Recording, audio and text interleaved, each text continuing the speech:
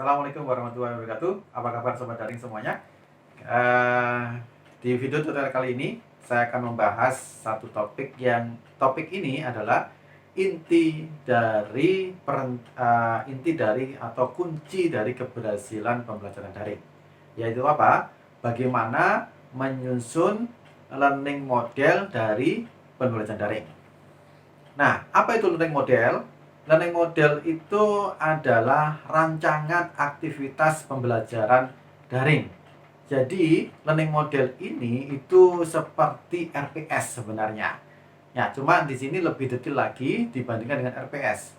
Maksudnya apa? Harus kita rencanakan aktivitas pembelajaran daring itu apa saja.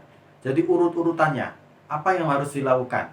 Intinya di sini, learning model itu adalah kita merencanakan apa aktivitas yang harus dilakukan oleh mahasiswa selama proses pembelajaran daring. Urutannya apa saja? Kapan mahasiswa itu harus belajar mandiri? Kapan mahasiswa itu harus masuk dalam forum diskusi? Kapan mahasiswa itu harus mengumpulkan tugas atau menyelesaikan latihan soal dan kuis?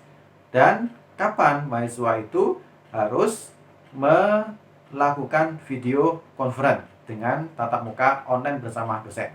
Jadi intinya dari pembelajaran daring itu harus direncanakan seperti itu, supaya ini keberhasilannya sangat tergantung pada proses perencanaan ini.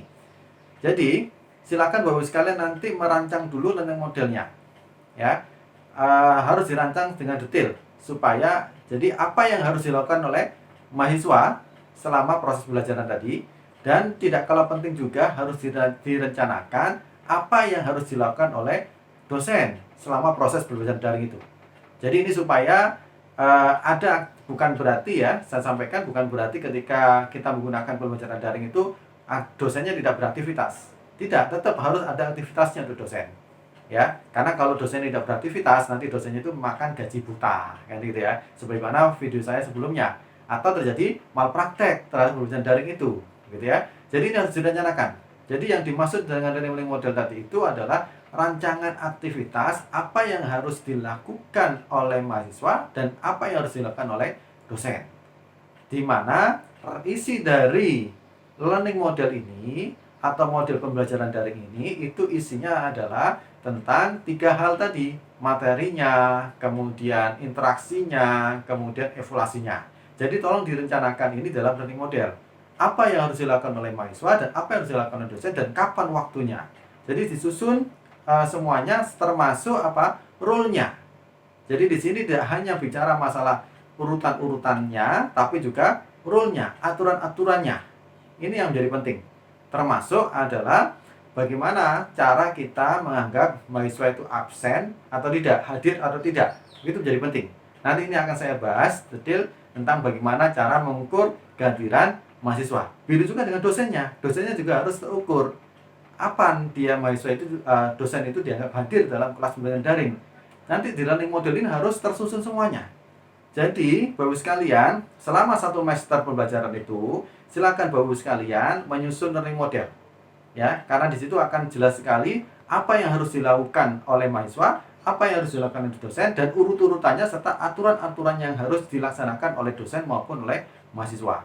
Jadi akan mirip seperti RPS sebenarnya, yaitu aktivitas dosen dan mahasiswanya, dan semuanya learning model tadi itu harus mengacu pada capaian pembelajaran mata kuliah yang kita ajarkan. Jadi bukan bukan mengada-ngada, tidak, tapi adalah basisnya dalam atau dasar kita dalam menyusun learning model itu adalah hasil analisis kompetensi tadi. Oke, nanti di dalam video yang lain akan saya berikan gambaran apa sih sebenarnya learning model seperti apa dan sebagainya, model-model learning modelnya, apa yang dimaksud dengan learning modelnya itu nanti akan saya share video contoh-contoh model pembelajaran daring, ya, contoh-contoh model pembelajaran daring dalam menyusun learning model tadi. Ini menjadi penting. Jadi Bapak sekalian jangan sampai melupakan untuk menyusun learning model dalam pembelajaran daring, karena ini adalah kunci sukses dari pembelajaran daring itu sendiri. Seperti apa learning model itu? Nanti silakan lihat video saya tentang yang saya bahas lebih detail lagi tentang learning model. Kali ini di video ini saya hanya menjelaskan apa itu definisi learning model itu, sehingga Bapak sekalian punya gambarannya. Apa manfaatnya? Ya, manfaatnya learning model ini jelas akan menjadikan pembelajaran kita terencana dengan baik, dan itu akan bisa, tujuan utamanya adalah kompetensi capaian pembelajaran di mata kuliah itu bisa tercapai.